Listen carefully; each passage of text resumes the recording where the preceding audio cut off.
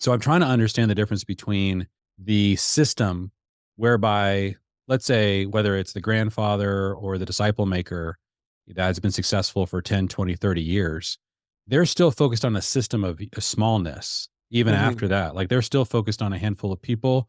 And so they're not actually, their celebrity is almost an accident of the success of the multiplication.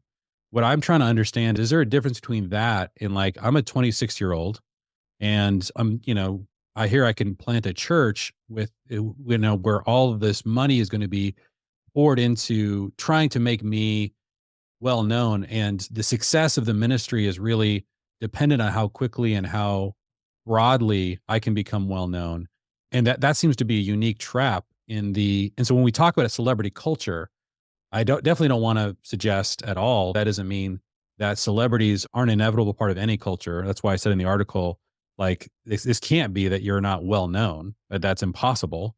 The question to me, I'm trying to understand, and are there systems that are designed to create celebrities, and there's systems that will create celebrities sort of, inevitably, but the actual celebrity creation is not a basic part of what makes that system go. So if I disciple people, and now there's 10,000 people that are being discipled, and I'm still now focused on 3 guys, and when I'm walking, I'm in public, people might know who I am because I'm my primary focus is not a platform with spotlights and trying to build up my own celebrity. And I've sort of now graduated out of this disciple making process into this bigger world where I'm sort of untouchable, and that there's a distance between me and everyone else.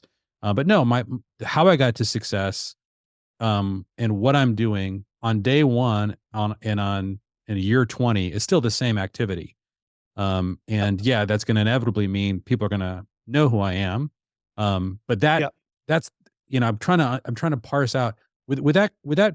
I mean, to your point though, you could still at that point become an ego driven person at year 20, it's not like, oh, yay, I don't, but is there a difference between that and basically signing up for a system that says, okay, if I'm not a celebrity in 5 years, 10 years, I've sort of I've sort of made a mistake. Like this can't, that's almost defines success, if that makes sense. Yes. Um, yes. What I hear that is so clear to me, and every conversation I'm having recently goes back to this theme.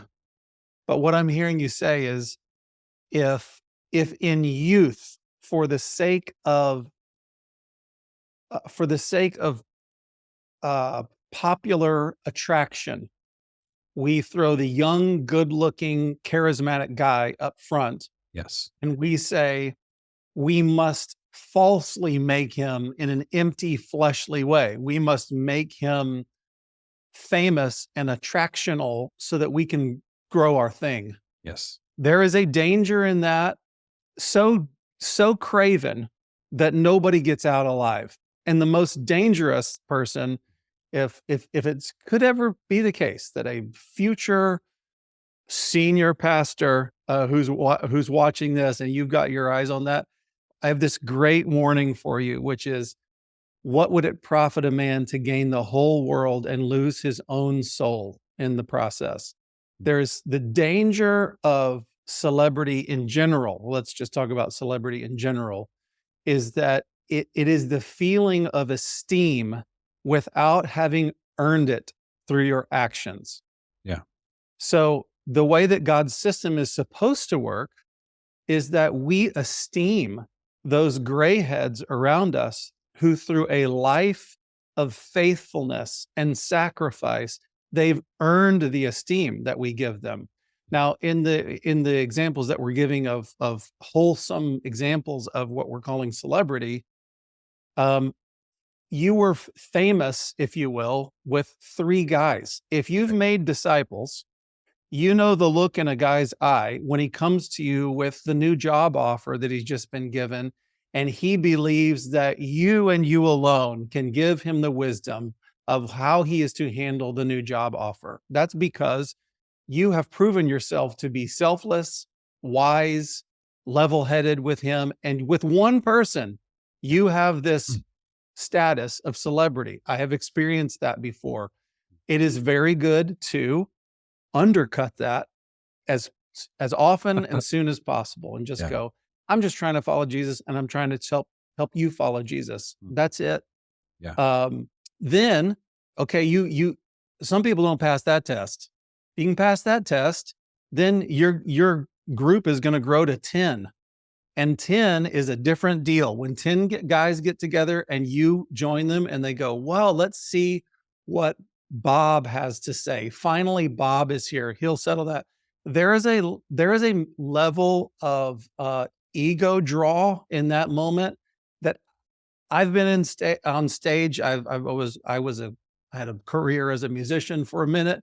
I've been on stage in front of thousands of people, and I'm telling you that the rush of cheering, getting cheers for you in front of thousands of people, isn't the same as being around 10 guys who say, let's see what this guy has to say, and looking in their eyeballs and feeling their difference. Okay, I'm just confessing that's part of the system. Dot, dot, dot, dot, dot, 1,500 descendants.